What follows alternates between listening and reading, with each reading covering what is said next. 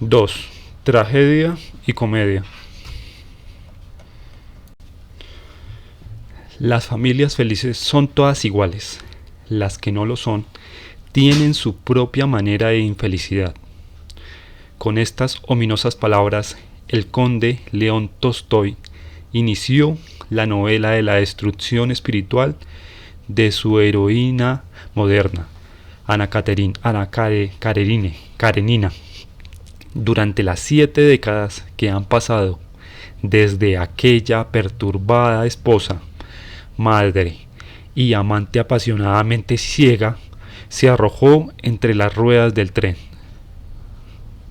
terminando así con un acto simbólico de lo que ya había pasado en su alma, su tragedia de desorientación, un ditirambo constante y tumultuoso de novelas, noticias periódicas e ignorados gritos de angustia se han sucedido en honor al toro demonio del laberinto. El aspecto destructivo, colérico y enloquecedor del mismo Dios que, cuando muestra su bondad, es vivificador principio del mundo. La novela moderna, con la tragedia griega, celebra el misterio de la destrucción, que en el tiempo es la vida. El final feliz es satirizado justamente con una falsedad, porque el mundo tal como lo conocemos, tal como lo hemos visto, no llega más que a un final: la muerte, la desintegración, el desmembramiento y la crucifixión de nuestro corazón con el olvido de las formas que hemos amado. Piedad es el sentimiento que paraliza el ánimo en presencia de todo lo que hay de grave y constante en los sufrimientos humanos, y lo une con el ser paciente. Terror es el sentimiento que paraliza el ánimo en presencia de todo lo que hay de grave y constante en los sufrimientos humanos, y lo une con la causa secreta, como Gilbert Murray ha señalado en el prefacio a la traducción de Ingram B. Water de la Poética de Aristóteles: la catarsis trágica, la purificación o purgación de las emociones del espectador de la tragedia a través de su experiencia de la compasión y el terror, corresponde a una catarsis ritual anterior. La purificación de la comunidad de las corrupciones y venenos del año que acaba de terminar, de los viejos contagios de la muerte y del pecado, lo cual era función de la comedia festiva y de misterio dedicados al desmembrado dios toro, Dionisios. El espíritu meditativo se une en el misterio de la obra de teatro, no con el cuerpo que en ella muere, sino con el principio de la vida constante que lo albergó por un tiempo y que por ese tiempo era la realidad plasmada en una aparición, que corresponde al que sufre y a la causa secreta, en el sustratum en el que nuestros yo se disuelven cuando la tragedia que rompe el rostro del hombre, ha partido, destrozado y disuelto nuestra estructura mortal. Aparece, cualquiera que sea tu forma y tu nombre, oh toro de la montaña, serpiente de las 100 cabezas, león de la llama ardiente, oh Dios, bestia, misterio, ven. Esta muerte de los contenidos lógicos y emocional de nuestra importancia provisional en el mundo del espacio y del tiempo, este reconocimiento de la vida universal que nos hace despojarnos de nuestro interés en nosotros para ponerlo en ella, que vibra y celebra su victoria justamente en el beso de nuestra propia aniquilación. Este amor fatí, amor al destino, que es inevitablemente la muerte, constituye la experiencia del arte trágico, de allí su júbilo, el éxtasis redentor.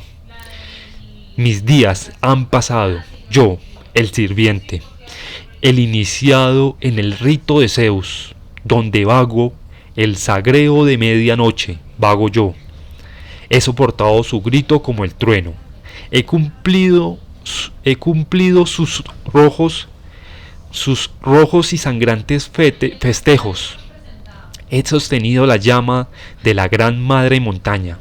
Estoy libertado y nombrado por nombre, el Baco de los sacerdotes envueltos en llamas, en mallas. La literatura moderna se ha dedicado en gran parte a hacer una observación valerosa y exacta de las figuras enfermizas y rotas que pululan ante nosotros, a nuestro alrededor y en nuestro interior, donde se ha reprimido el impulso natural de protestar en contra del holocausto, de proclamar las culpas o anunciar las panaceas. Ha encontrado realización la magnificencia de un arte trágico más potente para nosotros que el arte griego, la tragedia realista, íntima e interesante desde varios aspectos de la democracia, donde se muestra al Dios crucificado con su cara lacerada y rota en las catástrofes no sólo de las grandes casas sino de los hogares más comunes. Y no hay ninguna creencia hecha sobre el cielo, la futura felicidad y la compensación para sobrellevar la majestad amarga, sino la oscuridad más absoluta, el vacío de la insatisfacción que reciben y se comen las vidas que han sido expulsadas del vientre solo para fracasar. En comparación con todo esto, las historias breves de las realizaciones que hemos logrado parecen lastimosas. Demasiado bien sabemos cuánta amargura de fracaso, de pérdida, de desilusión y de insatisfacción irónica circula en la sangre hasta de los seres más envidiados del mundo. De aquí que no estemos dispuestos a asignar a la comedia el alto rango de la tragedia. La comedia, como sátira, es aceptable. Como diversión, es un agradable medio de escape. Pero el cuento de hadas de la felicidad ya no puede ser tomado seriamente en cuenta. Permanece a la tierra del nunca jamás, de la infancia, protegida de las realidades que bien pronto serán conocidas en forma terrible. Así como el mito del cielo eterno solo tiene vigencia para los viejos, cuyas vidas están detrás de ellos y cuyos corazones tienen que ser preparados para pasar el último portal del tránsito a la noche. Pero ese serio juicio occidental moderno está fundado en un malentendido total de las realidades representadas en el cuento de hadas, en el mito y en las comedias divinas de la redención. Estas, en el mundo antiguo, se consideraban de más alto rango que la tragedia, de verdad más profunda, de realización más difícil, de estructura más sólida y de revelación más completa. El final feliz del cuento de hadas, del mito y de la divina comedia del alma deben leerse no como una contradicción, sino como la trascendencia de la tragedia universal del hombre.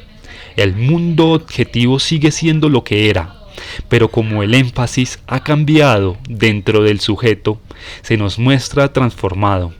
Donde antes contendían la vida y la muerte, se manifiesta ahora un ser perdurable, la indiferencia a los accidentes del tiempo, como el agua que hierve en un recipiente lo es al destino de una burbuja, o como es como lo es el cosmos a la aparición y desaparición de una galaxia de estrellas. La tragedia es el rompimiento de las formas y de nuestra unión con ellas. La comedia es el júbilo bárbaro, descuidado e inagotable de la vida invencible.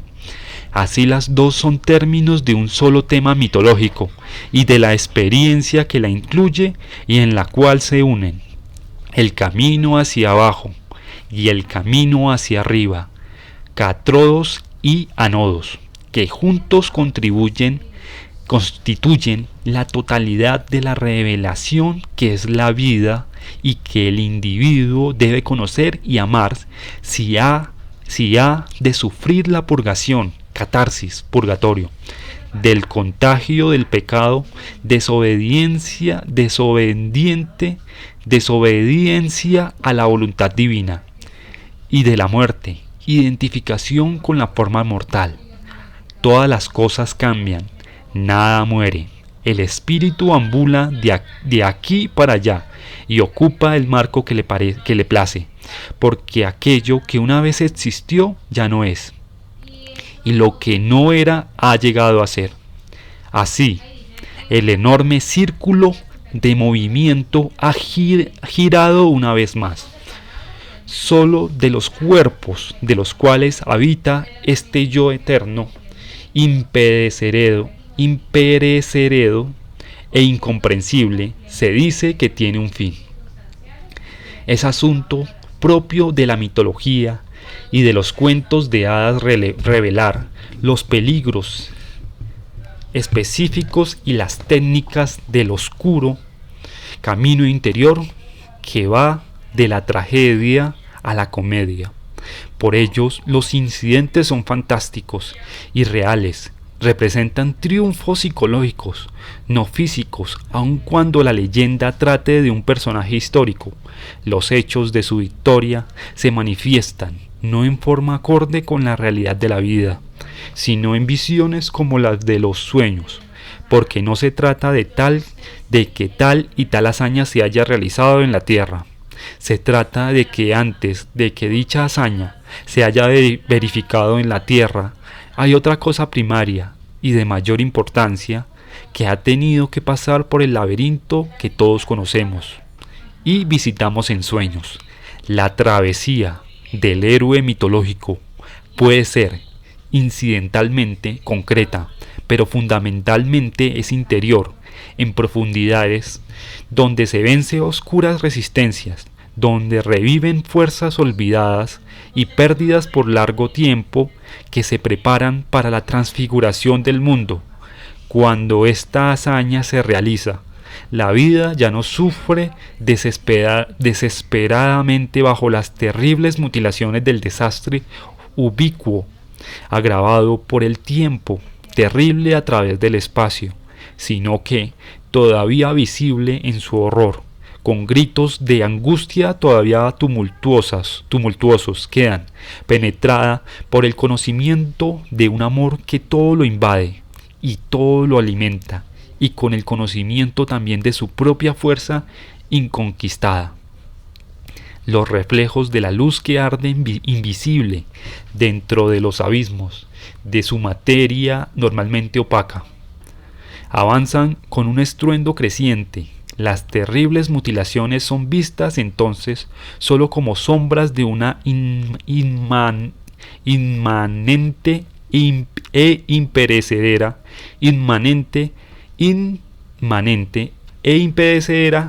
eternidad. El tiempo cede su lugar a la gloria y el mundo canta con la voz de la sirena de las esferas, voz prodigiosa, angélica, voz prodigiosa, angélica, pero tal vez finalmente monótona, como las familias felices, los mitos y los mundos redimidos son todos iguales. 3. El héroe y el dios. El camino común de la aventura mitológica del héroe es la magnificación de la fórmula representada en los ritos de iniciación, separación iniciación, retorno, que podría recibir el nombre de unidad nuclear de monomito. El héroe inicia su aventura desde el mundo de todos los días hacia una región de prodigios sobrenaturales. Se enfrenta con fuerzas fabulosas y gana una victoria decisiva. El héroe regresa de su misteriosa aventura con la fuerza de otorgar dones a sus hermanos. Prometeo ascendió a los cielos, robó el fuego de los dioses y descendió. Jason navegó a través de las rocas que chocaban para entrar al mar de las maravillas. Engañó al dragón que guardaba el vellocino de oro y regresó con el vellocino y el poder para disputar a un usurpador el trono que había heredado. Eneas bajó al fondo del mundo, cruzó el temible río de los muertos, entretuvo con comida al cancerbero, guardián de 3 cabezas, y pudo hablar finalmente con la sombra de su padre muerto. Todas las cosas le fueron reveladas, el destino de las almas, el destino de Roma, que estaba a punto de fundar, y de qué manera podría evitar o soportar todas las aflicciones. Volvió al mundo a través de una puerta de marfil a realizar sus deberes. Una representación majestuosa de las dificultades del oficio del héroe y de su sublime importancia cuando es concebida profundamente y llevada a cabo con solemnidad. La encontramos en la leyenda de las grandes batallas de Buhat. El joven príncipe Gautama Sakyamuni partió secretamente del palacio de su padre en el principesco corcel Kataka. Pasó milagrosamente por la puerta vigilada, cabalgó en medio de la noche alumbrado por las antorchas de 4 veces 70.000 divinidades. Atravesó con ligereza un río majestuoso de 1128 codos de ancho, y después, con un solo golpe de su espada, cortó sus reales cabellos, y el cabello que le quedó, de 2 dedos de largo, se rizó hacia la derecha y permaneció pegado a su cabeza. Vistió las ropas de los monjes, atravesó el mundo como un mendigo, y durante estos años en que en apariencia vagaba inútilmente, adquirió y trascendió los ocho estados de la meditación. Se retiró a una ermita, sometió su fuerza 6 años más a la gran batalla, llevó su austeridad hasta el extremo y cayó en una muerte aparente, de lo que poco después se recobró. Luego volvió a la vida menos rigurosas del vagabundo asceta. Un día se sentó bajo un árbol. Estaba contemplando la parte oriental del mundo, y el árbol se iluminó con las luces que él irradiaba. Una joven llamada Sujata vino y le ofreció arroz con leche en una taza de oro, y, cuando tiró la taza vacía en el agua, flotó corriente arriba. Esta fue la señal de que el momento de su triunfo había llegado. Se levantó y avanzó por un camino que había sido adornado por los dioses y que tenía 1128 codos de ancho. Las serpientes, los pájaros y las divinidades de los bosques y de los campos le ofrendaron flores y perfumes celestiales. Los coros celestiales le dieron su música, y los 10.000 mundos fueron invadidos de perfumes, guirnaldas, armonías y aclamaciones, porque él estaba en camino al gran árbol de la iluminación, el árbol Bo. bajo el cual redimiría al universo. Se colmó con firme resolución bajo el árbol Bo, en el punto inmóvil, e inmediatamente se le acercó Kama Mara, el dios del amor y de la muerte.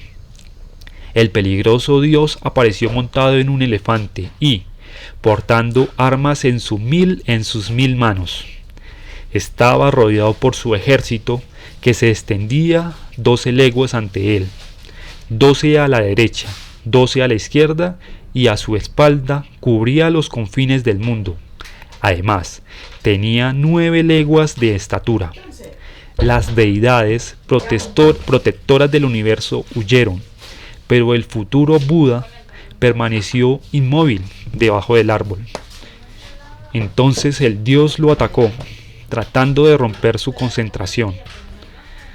El antagonista envió sobre el Redentor viento huracanado, rocas, truenos y llamas, armas humeantes de acerados filos, carbones ardientes, cenizas calientes, lodo hirviendo, arenas quemantes y profunda oscuridad. Pero los proyectiles se convertían en flores celestiales y en ungüentos por la fuerza de las 10 perfecciones de Gautama. Mara entonces envió a sus hijas deseo, anhelo y lujuria, rodeadas de voluptuosos servidores. Pero la mente del gran ser no se distrajo. El dios finalmente puso en duda su derecho de sentarse en el punto inmóvil. Arrojó coléricamente su disco agudo como navaja de afeitar y ordenó al ejército que se despeñara sobre él. Pero el futuro Buda solo movió la mano para tocar el suelo con las puntas de los dedos, y así ordenó a la diosa de la tierra que atestiguara su derecho a sentarse donde estaba. Ella lo hizo con 100.000 alaridos, y el elefante del antagonista cayó sobre sus rodillas en obediencia al futuro Buda. El ejército se dispersó inmediatamente, y los dioses de todos los mundos esparcieron guirnaldas. Habiendo ganado esa victoria preliminar, antes de ponerse el sol, el conquistador adquirió en la primera vigilia de la noche el conocimiento de sus existencias anteriores. En la segunda vigilia, el ojo divino de la visión omnisciente, y en la última, la comprensión de las cadenas de las causas. Experimentó la iluminación perfecta al romper el día. Durante 7 días Gautama, ahora el Buda, el iluminado, permaneció inmóvil en bienaventuranza. Por 7 días permaneció apartado y sentado en el punto en el que había recibido la iluminación. Por 7 días caminó entre el lugar donde estuvo sentado y el lugar donde estuvo de pie. Por 7 días se alojó en un pabellón amueblado por los dioses y revisó toda la doctrina de la casualidad y la liberación. Por 7 días se sentó bajo el árbol donde la joven Sujata le había traído arroz con leche en un recipiente de oro, y allí meditó sobre la doctrina de la dulzura del nirvana. Se dirigió a otro árbol, y una gran tempestad rugió por 7 días. Pero el rey de las serpientes surgió de las raíces y protegió al Buda con su caperuza extendida. Finalmente, el Buda se sentó por 7 días bajo un cuarto árbol, disfrutando todavía de la dulzura de la liberación. Entonces puso en duda que su mensaje pudiera ser comunicado. Pensó retener la sabiduría para sí mismo. Pero el dios Brahma descendió del cenit a implorarle que se convirtiera en el maestro de los dioses y de los hombres. El Buda fue así persuadido a mostrar el camino, y regresó a las ciudades de los hombres, donde vivió entre los ciudadanos del mundo otorgándoles el inestimable bien del conocimiento del camino. El Antiguo Testamento registra un hecho comparable en su leyenda de Moisés, quien al tercer mes de la partida del pueblo de Israel de las tierras de Egipto, llegó con toda su gente al monte Sinaí, y allí Israel levantó sus tiendas contra las laderas de la montaña, y Moisés fue hacia Dios, y el Señor lo llamó de la montaña. El Señor le dio las tablas de la ley y le ordenó que volviera con ellas a Israel, el pueblo del Señor. La leyenda popular judía dice que durante el día de la revelación diversos ruidos se escucharon desde el monte Sinaí, relámpagos, acompañados por un estrépito de cuernos siempre mayor, aterrorizaron al pueblo y lo hicieron temblar. Dios inclinó los cielos, movió la tierra y sacudió el centro del mundo, de manera que las profundidades temblaron y los cielos se atemorizaron. Su esplendor pasó los 4 portales del fuego, del temblor, de la tempestad y del granizo. Los reyes de la tierra temblaron en sus palacios. La tierra misma pensó que había llegado el momento de la resurrección de los muertos y que tendría que dar cuenta de la sangre que había absorbido, de los asesinatos y de los cuerpos que las víctimas que había cubierto. La tierra no entró en calma hasta que escuchó las primeras palabras del Decálogo. Los cielos se abrieron y el monte Sinaí, libertado de la tierra, se levantó en el aire hasta que su cumbre se perdió en los cielos, mientras que una espesa nube cubrió sus laderos y tocó los pies del trono divino. A un lado de Dios aparecieron 22.000 ángeles con coronas para los levitas, la única tribu que había permanecido fiel a Dios, mientras que el resto adoraba al becerro de oro. En el segundo lado había 60 miriadas, 3.550 ángeles, y cada uno llevaba una corona de fuego para cada uno de los israelitas.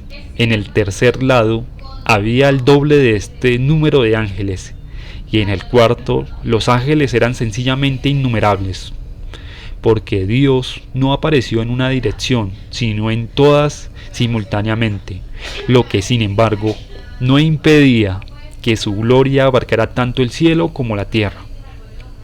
A pesar de estas innumerables multitudes, no estaba lleno el monte Sinaí, no había tumulto, había sitio para todos. Como veremos, la aventura del héroe, ya sea presentada con las vastas, casi oceánicas imágenes del oriente, o en las vigorosas narraciones de los griegos, o en las majestuosas leyendas de la Biblia, normalmente siguen el modelo de la unidad nuclear arriba descrita, una separación del mundo, la penetración a alguna fuente de poder y un regreso a la vida para vivirla con más sentido. Todo el oriente fue bendecido por el don que les entregó Gautama Buda, su maravillosa enseñanza de la buena ley, así como el occidente ha sido por el Decálogo de Moisés. Los griegos referían la existencia del fuego, el primer soporte de la cultura humana, a las hazañas trascendentes de su Prometeo, y los romanos la fundación de su ciudad, centro del mundo, a Eneas, después de su partida de la Troya derrotada, a través de su visita al pavoroso mundo inferior de los muertos.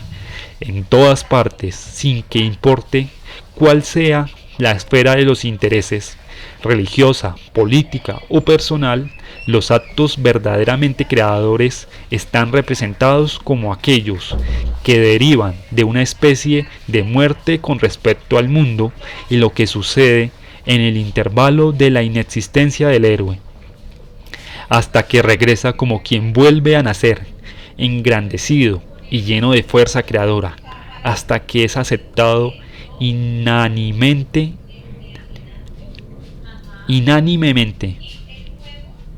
por la especie humana.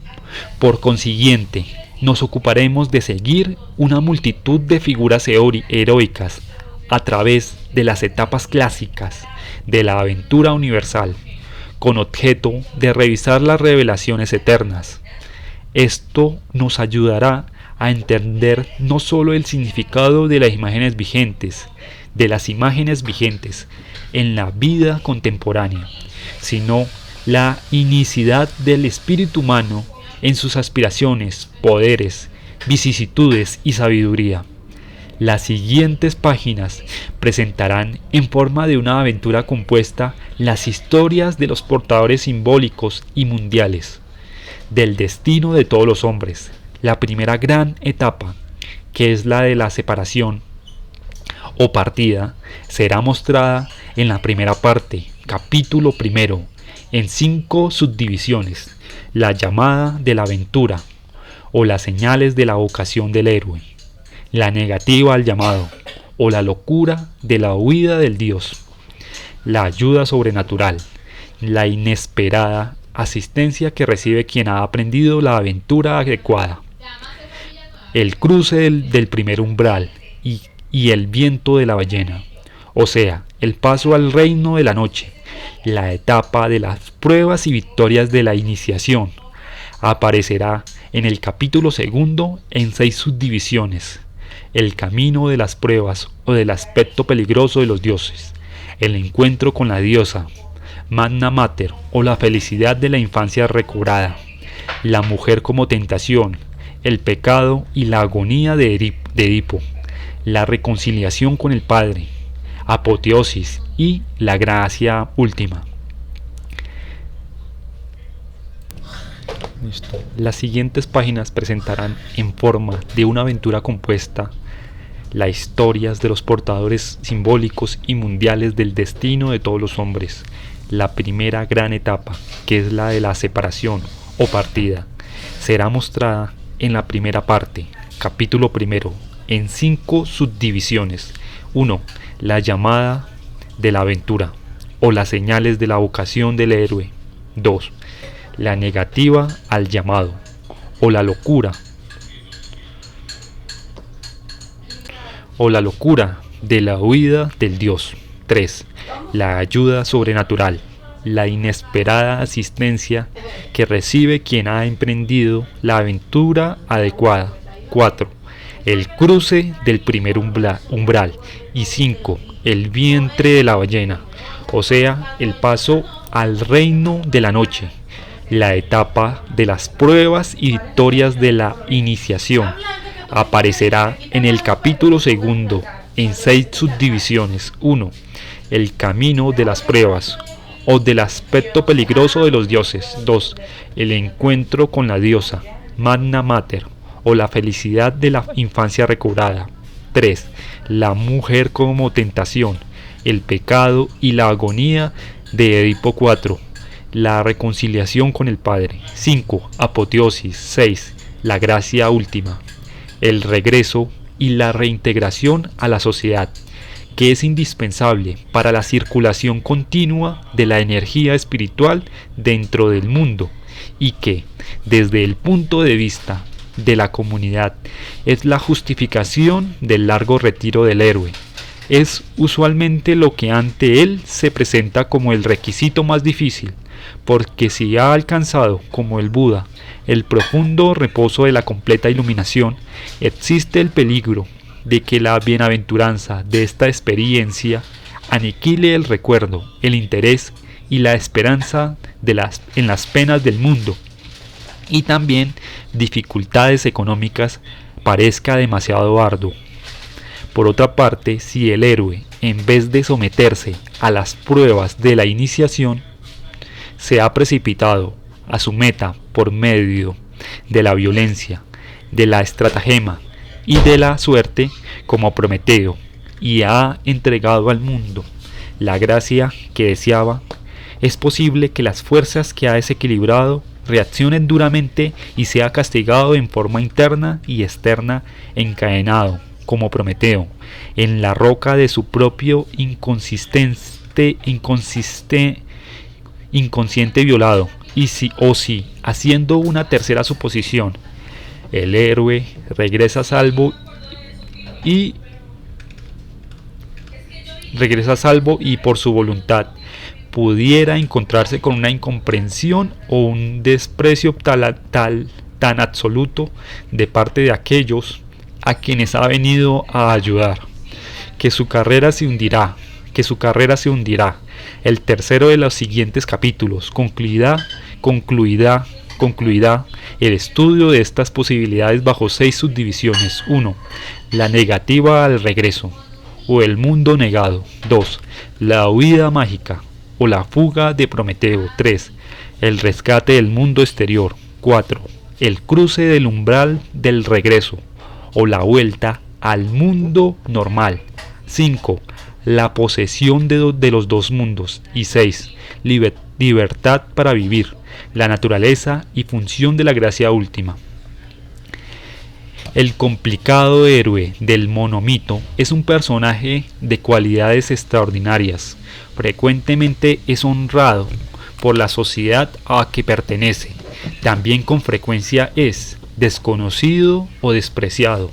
Él y el mundo, o el mundo en el que se encuentra, sufren de una deficiencia simbólica. En los cuentos de hadas, esto puede ser un detalle tan nimio como la cadencia de cierto anillo de oro, mientras que en la visión apocalíptica, la vida física y espiritual de toda la tierra se representa como caída o a punto de caer en la ruina. Típicamente, el héroe del cuento de hadas alcanza un triunfo doméstico y microscópico, mientras que el héroe del mito tiene un triunfo macroscópico, histórico, mundial. De allí que mientras el primero, que a veces es el niño menor o más despreciado, se adueña de poderes extraordinarios y prevalece sobre sus opresores personales, el segundo vuelve de su aventura con los medios para lograr la regeneración de su sociedad como un todo. Los héroes tribales o locales, como el emperador Juan Ti, Moisés, o el azteca Tezcatlipoca, entregan su dádiva a un solo pueblo. Los héroes universales como Mahoma, Jesús, Gautama, Buda, traen un mensaje para el mundo entero. Ya sea el héroe ridículo o sublime, griego o bárbaro, gentil o judío, poco varía su jornada en lo esencial. Los cuentos populares representan la acción heroica como física. Las religiones superiores dan sentido moral a las hazañas. Sin embargo, es asombroso la poca variedad que se encuentra en la morfología de la aventura, en los personajes que intervienen, en las batallas ganadas. Si uno u otro de los elementos básicos del arqueotipo queda omitido de un cuento de hadas, leyenda, ritual o mito, se halla implícito de uno u otro modo, y la omisión misma puede ser muy significativa para la historia y la patología del caso. Como pronto veremos, la parte segunda, el ciclo cosmogónico, muestra la gran creación y destrucción del mundo que se entrega como revelación al héroe triunfador. El capítulo 1, Emanaciones, trata de la creación de las formas del universo a partir del vacío. El punto 2, El nacimiento de Virgen, es una revisión del papel creador y redentor de la fuerza femenina, primero en la escala cósmica, como la madre del universo, después en el plano humano, como la madre del héroe. El capítulo 3, Transformaciones del héroe, sigue el curso de la historia legendaria de la raza humana a través de sus etapas típicas, con la aparición del héroe en diversas formas de acuerdo con las necesidades cambiantes de la raza. Y el capítulo 4, Disoluciones, habla del final previsto, primero para el héroe y luego para el mundo visible. El ciclo cosmogónico se presenta con asombroso paralelismo en los escritos sagrados de todos los continentes y da a la aventura del héroe un giro nuevo e interesante, porque ahora aparece que la peligrosa jornada es una labor no de adquisición sino de readquisición, no de descubrimiento sino de redescubrimiento. Se revela que las fuerzas divinas buscadas y peligrosamente ganadas han estado siempre dentro del corazón del héroe. Él es el hijo del rey, que ha llegado a ser quien es, de aquí que haya entrado al ejercicio de su propia fuerza. Hijo de Dios, que ha sido engañado a apreciar cuánto significa este título.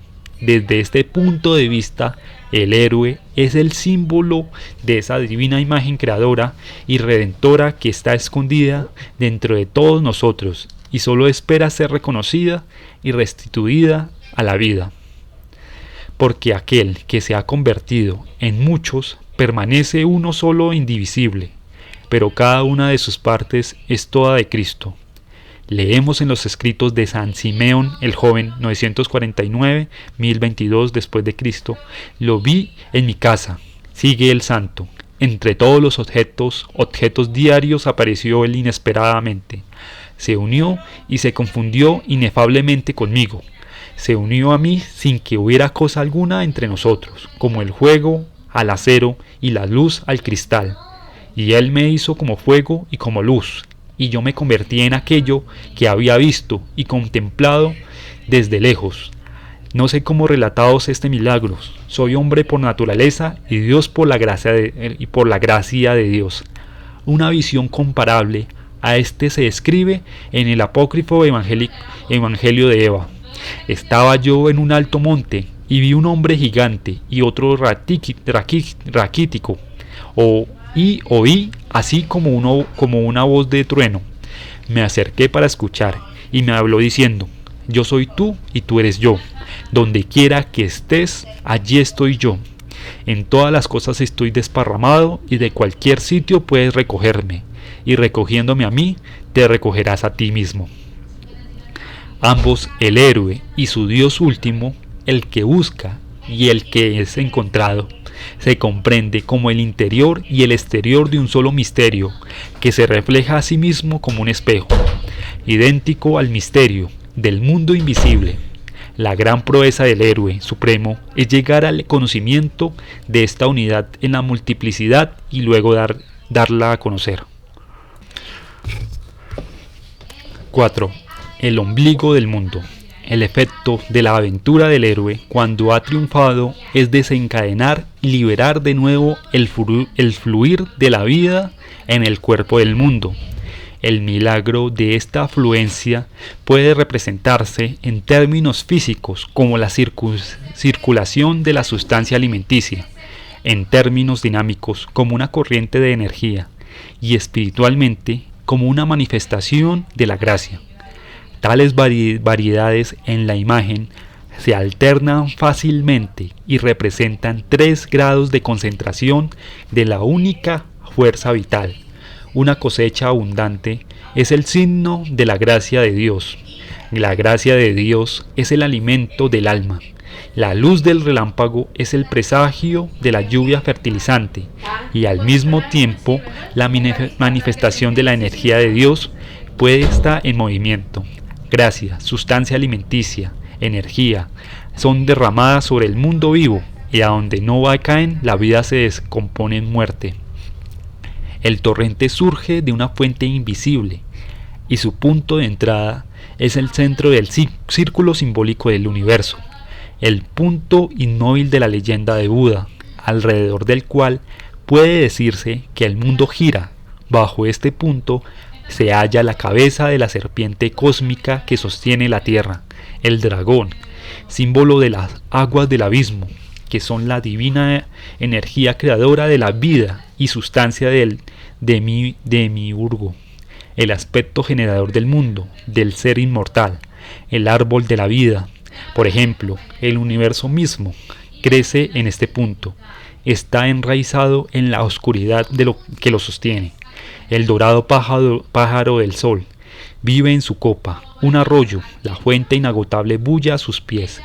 La figura puede ser también la de una montaña cósmica, como la ciudad de los dioses, como un loto de luz sobre su cumbre, y en su base las ciudades de los demonios, iluminadas por piedras preciosas, o bien la figura puede ser la del hombre o la mujer cósmico, por ejemplo el Buda mismo, o la diosa danzarina hindú Kali, sentados o de pie en este punto, o clavados en el árbol Atis, Jesús y Botán, porque el héroe, como encarnación de Dios, es el ombligo del mundo, el centro umbilical a través del cual las energías de la eternidad irrumpen en el tiempo. De este modo, el ombligo del mundo es el símbolo de la creación continua, el misterio del mantenimiento del mundo por medio del continuo milagro de la vivificación que corre dentro de todas las cosas. Entre los parnes del norte de Kansas y del sur de Nebraska, durante el ceremonial de Jaco, el sacerdote dibuja un círculo con la punta del pie. El círculo representa un nido. Se ha informado que dice el sacerdote y se dibuja con la punta del pie porque el águila construye su nido con sus garras. Aunque estamos imitando al pájaro que hace su nido, hay otro significado de esta acción. Pensamos en Tiragua, haciendo el mundo para que la gente viva en él. Si vas a una colina alta y miras alrededor, veréis que el cielo toca la tierra por todas partes, y dentro de esta envoltura circular vive la gente. De manera que los círculos que hemos hecho no son solo nidos, sino que también representan el círculo de Tarawa, hecho para señalar el lugar en que vivan los pueblos. Los círculos son también para el grupo emparentado, para el clan y para la tribu. El reino del cielo descansa en las 4 esquinas de la tierra, algunas veces sostenida por 4 cariátides, que pueden ser reyes, enanos, gigantes, elefantes o tortugas. De aquí la tradicional importancia del problema matemático de la cuadratura del círculo. Contiene el secreto de la transformación de las formas celestes en las terrenas, el hogar en la casa, el altar en el templo. Es el centro de la rueda de la tierra, el vientre de la Madre Universal, cuyo fuego es el fuego de la vida, la abertura en el techo de la casa, o la corona, el pináculo o la linterna de la cúpula. Es el centro o punta del medio del cielo,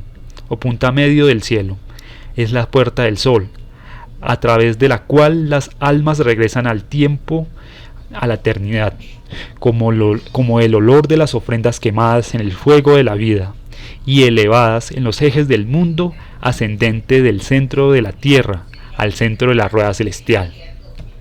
Una vez lleno de esa manera, el sol es el recipiente donde come Dios, el cáliz inagotable, colmado de la sustancia del sacrificio, cuya carne es alimento y cuya sangre es bebida. Al mismo tiempo, es el que nutre a la especie humana. El rayo solar que enciende el fuego simboliza la comunicación de la divina energía al vientre del mundo, y es de nuevo el eje que une y hace girar las 2 ruedas. A través de las puertas del sol, la circulación de la energía es continua. Dios desciende y el hombre asciende por ella. Yo soy la puerta, el que por mí entrare se salvará, y entrará y saldrá y hallará pasto. El que come mi carne y bebe mi sangre, está en mí, yo en él.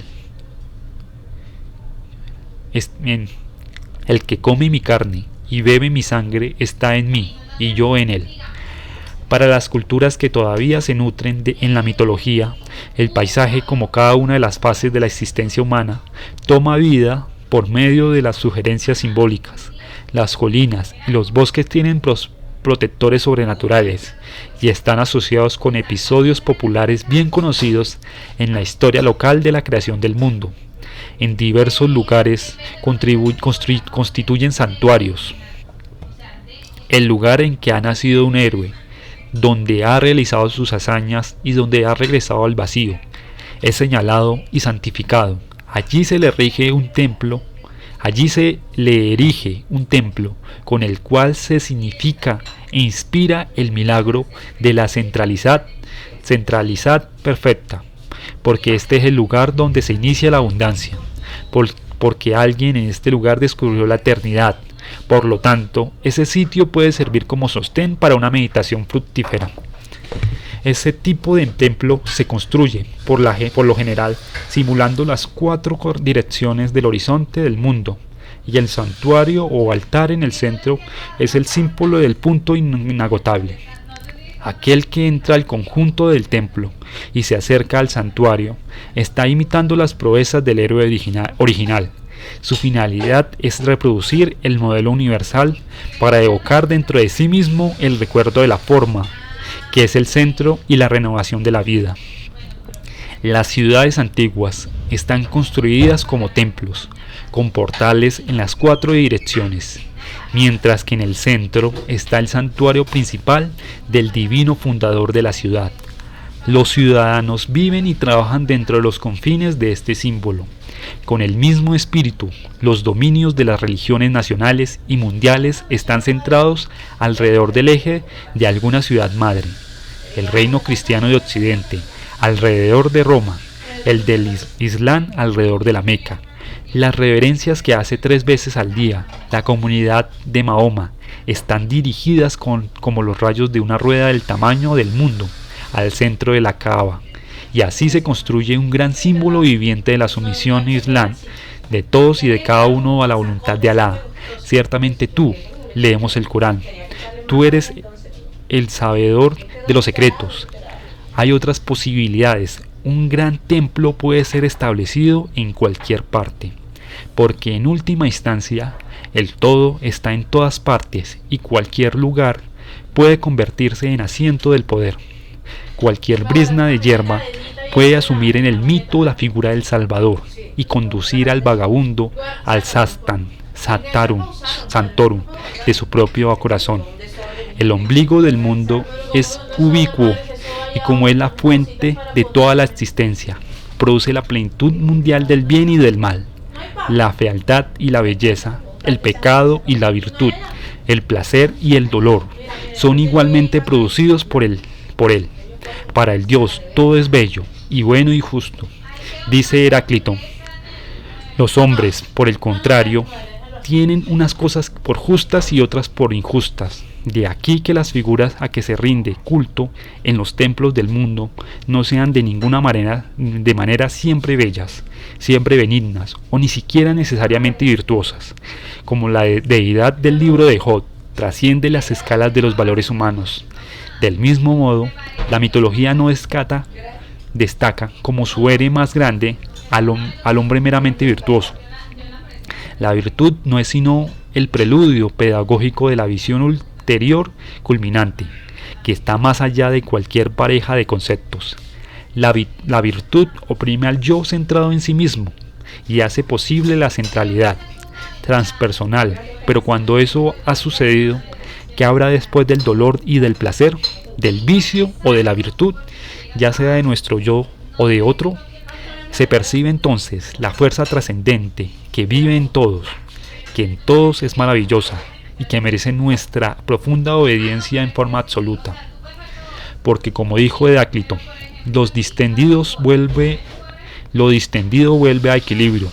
De equilibrio en tensión se hace bellísimo coajustes, que todas las cosas se engendran de discordia, o como también ha dicho el poeta Blay, el rugir de los leones, el aullar de los lobos, la cólera del mar huracanado y la espada destructiva son trozos de eternidad demasiado grandes para el ojo del hombre.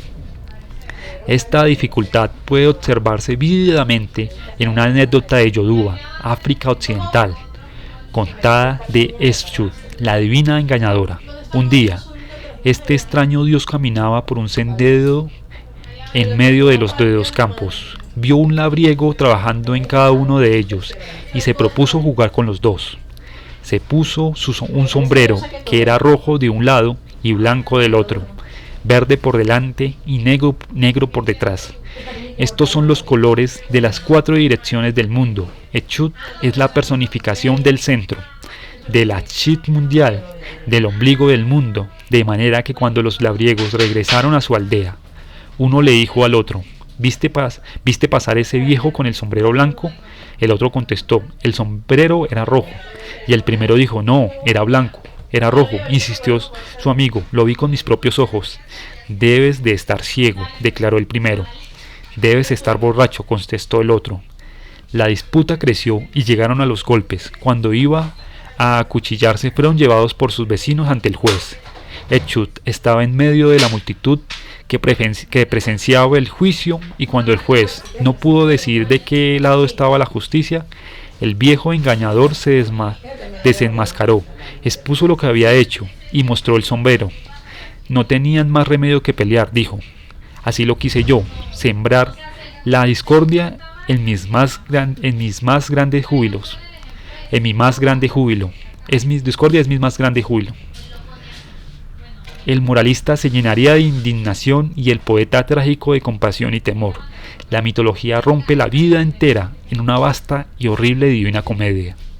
Su risa olímpica no tiene nada de escapista, sino que es dura, con la dureza de la vida misma, que podemos suponer es la rudeza de Dios, el Creador.